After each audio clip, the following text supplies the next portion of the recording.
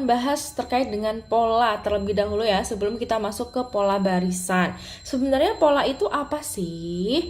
Sebenarnya kalau misalnya di kehidupan sehari-hari, pastinya kalian itu secara nggak sadar sebenarnya sudah ada polanya gitu. Polanya bagaimana? Polanya kalau misalnya misalnya nih kalian sekolah ya, hari Senin itu kalian pakai seragam putih abu-abu. Hari Selasa kalian pakai seragam batik. Hari Rabunya pakai putih abu-abu. Hari Kamisnya pakai batik. Hari Jumatnya pakai baju olahraga. Nah itu akan berulang dan juga dia akan selalu terus-terusan seperti itu. Makanya dia adalah pola sebenarnya, cuman memang kadang-kadang kan nggak sadar. Tapi kalau di KBBI, pola ini sebenarnya banyak sekali artian. Cuman karena kita ini bakal ngebahas terkait dengan pola barisan yang ada di penalaran umum, kita bakalan belajar terkait dengan pola yang terkait dengan bentuk atau struktur yang tetap. Tapi kalau misalnya yang ini sebenarnya nggak salah juga, karena memang ini artinya ya, cuman karena kita fokusnya ke penalaran umum, ya udah kita fokusnya ke yang arti bentuk atau struktur yang tetap. Ini nggak usah dihafalkan karena ini cuman definisi aja dan juga ini cuman pengenalan aja ya. Nah, contohnya misalnya di sini aku punya cuaca. Ternyata hari Senin itu selalu hujan, hari Selasa cerah, hari Rabu hujan, Kamis cerah, Jumat hujan. Nah, ketika nanti ada pertanyaan, berdasarkan pola sebelumnya, hari Sabtu bisa kita ramal bahwa hari Sabtu itu keadaan cuacanya seperti apa. Pastinya kita bisa menjawab hari Sabtu ternyata cerah. Nah, inilah kegunaan pola. Pola itu bisa meramal. Jadi biasanya kalau di soal-soal di penalaran umum kadang-kadang ditanya nih, berdasarkan tren sebelumnya, berdasarkan pola sebelumnya. Nah, dari situ kita bisa kita cek terlebih dahulu pola-polanya.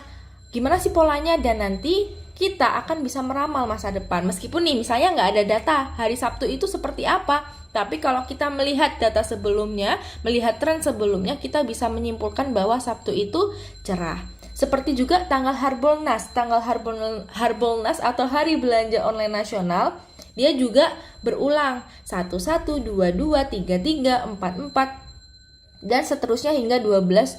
Dia menyesuaikan dengan bulan diadakannya Harbolnas itu ya. Nah, lalu juga aku punya siklus air. Siklus air ini apakah pola juga? Iya, dia termasuknya pola karena dia memiliki struktur yang tetap. Dia akan berulang. Kayak misalnya ini air ya.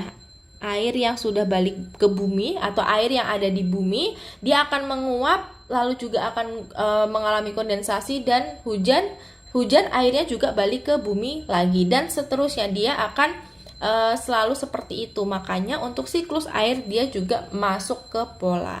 Nah, apakah di penalaran umum ini kita akan belajar atau akan menemui pola-pola seperti siklus air ini? Sebenarnya tidak. Tapi ini akan aku kenalin untuk dasar kalian mengerjakan pola barisan, pola yang lain-lain. Nah, untuk jenis pola barisan yang ada di penalaran umum, penalaran kuantitatif, dan juga ini nanti akan berguna sekali ketika kalian mau ikut tes potensi akademik atau TPA, karena memang pola barisan ini selain di penalaran umum, dia juga akan sering sekali ada di TPA. Nah, untuk jenis pola barisannya, itu yang pertama ada pola barisan angka, lalu juga ada pola barisan huruf, lalu juga ada pola barisan angka dalam bentuk, lalu juga ada pola gambar. Nah, untuk pola gambar sendiri dia namanya biasa disebut figural ya. Cuman untuk figural sendiri dia tidak ada di penalaran umum, tapi memang untuk figural ini biasanya ada di TPA. Nah, untuk figural itu dia ada figural serial, ada yang namanya analogi, dan juga ketaksamaan. Cuman kalau misalnya yang figural ini kalian nggak usah belajar dulu kalau misalnya mau fokus ke penalaran umum ya, karena memang figural nggak ada. Cuman kalau misalnya nanti kalian itu ada rencana untuk mengikuti tes yang ada TPA-nya, kalian juga harus belajar figural. Cuman nanti kita akan fokus ke angka, huruf, dan angka dalam bentuk. Jadi tonton video selanjutnya untuk memahami pola-pola barisan.